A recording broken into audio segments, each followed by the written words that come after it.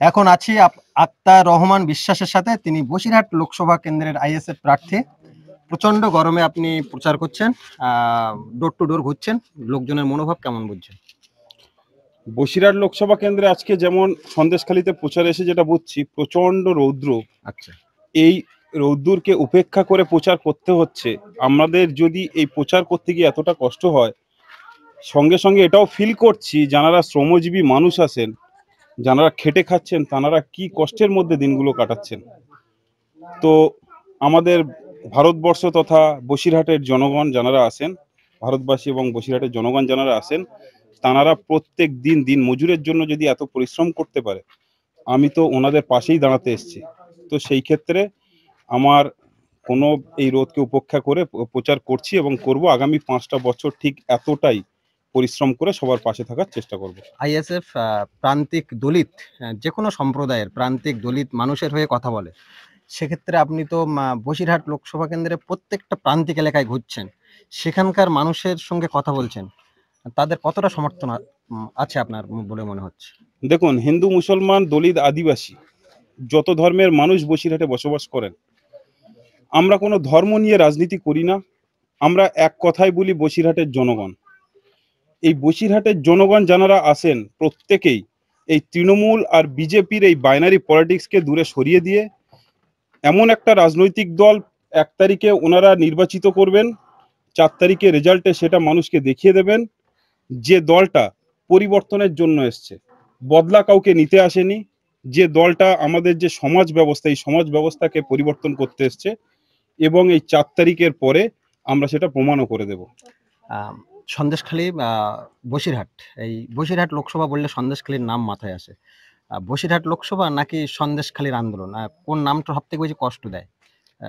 মানে বলতে চাইছি, বসিরহাট লোকসভার মধ্যে সন্দেশখালী, আর বসিরহাট বললে সন্দেশখালীর নাম আসছে, সেক্ষেত্রে কতটা কষ্ট দেয় সন্দেশখালী যে এইভাবে দেখা হয় দেখুন, একটা আন্দোলন? সন্দেশখালীর নাম শুনলেই মনে হয় যেভাবে মা বোনেরা আন্দোলন করেছিলেন, একটা দিন আন্দোলন করেছিলেন দেখেছিলাম বিজেপির ঝান্ডা ধরে, ঠিক তার কিছুদিন আগেই দেখেছিলাম যে মা বোনেরা সাধারণ জনগণ হয়ে আন্দোলন করেছিলেন। আচ্ছা, সেই মা বোনেরাই ঠিক কিছুদিন পরে দেখলাম বিজেপির ঝান্ডা নিয়ে আন্দোলনটা করছেন। এর থেকে কি বোঝায় আমার জানা নেই।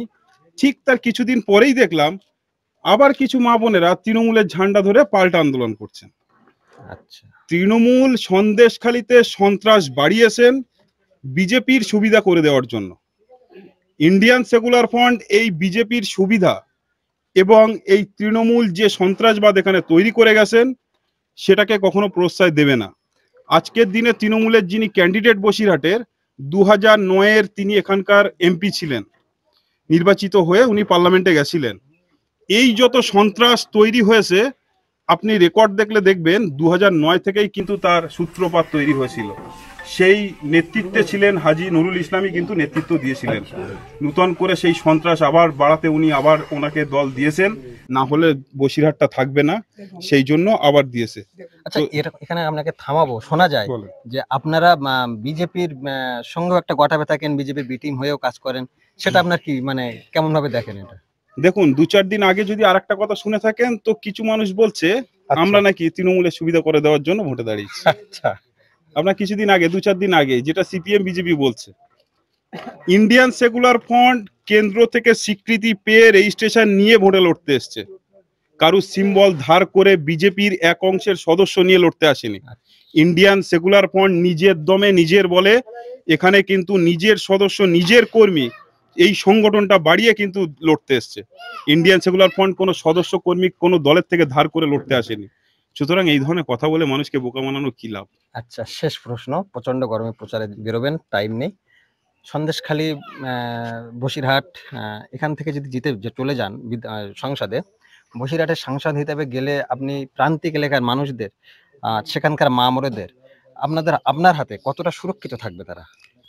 দেখুন, সর্বপ্রথম আমি একটা কথা দিয়েছি, স্মার্ট সিটি আমি কিন্তু বসিরহাটে বানাবো।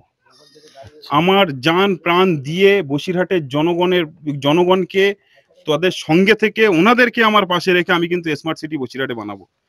বাদুড়িয়ায় যে ব্রিজটা আজও আটকে আছে, বহুদিনের পুরনো, সেটা তৃণমূল, কংগ্রেস কেন বিজেপি, সিপিএম কেউই পারেনি।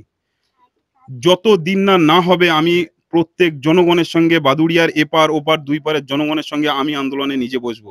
যতদিন না হবে আমি ছাড়বো না। তার সঙ্গে সঙ্গে যেমন বাঁধ প্রতি বছর বছর এই বর্ষাকালে যেভাবে ক্ষতিগ্রস্ত হন, সরকার এগুলো দেখতে পান না। আমিও আস্তে আস্তে দেখলাম এই সন্দেশখালীর মানুষ এরা কি ভারতীয় নয়?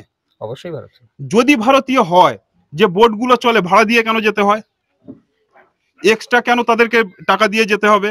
রোডে যখন আমি যাচ্ছি টোল দিয়ে যাচ্ছি, যখন দিল্লি মুম্বাই রোডে টোল দিয়ে যেতে হয় আমার, তাহলে সরকার এখানে কেন জনগণদের এক্সট্রা ফ্যাসিলিটি দিচ্ছেন না? দিক ঠিক। না, হয় ব্রিজ করে দিক, নাহলে এক্সট্রা ফ্যাসিলিটি দিক, বোটগুলো সরকারি করে দিক, জনগণের যাতায়াতের জায়গা করে দিক। কিন্তু সব জায়গায় জনগণ নিজের স্বার্থ, সব জায়গায় সরকার কিন্তু নিজের স্বার্থ ছাড়া কিছু বোঝেন না। তো আপনাদের কত স্বার্থ আছে সরকারে, আপনি যিনি আছেন কেন্দ্র বা রাজ্য, আপনাদের উদ্দেশ্যে বলা 4 তারিখের পরে আপনাদের যেভাবে প্রতিবাদ বিগত দিনে নওশাদ ভাই করে যাচ্ছেন বিধানসভাতে, পার্লামেন্টে ঠিক সেইভাবে বুঝিয়ে দেব। জনগণের স্বার্থে, জনগণের সাথে থেকে, কে বিজেপি কে তৃণমূল কে কি দল করে জানি না, তবে আমার আন্দোলন থাকবে বসিরহাট জনগণের জন্য। অনেক অনেক অনেক ধন্যবাদ সংক্ষিপ্ত টাইম।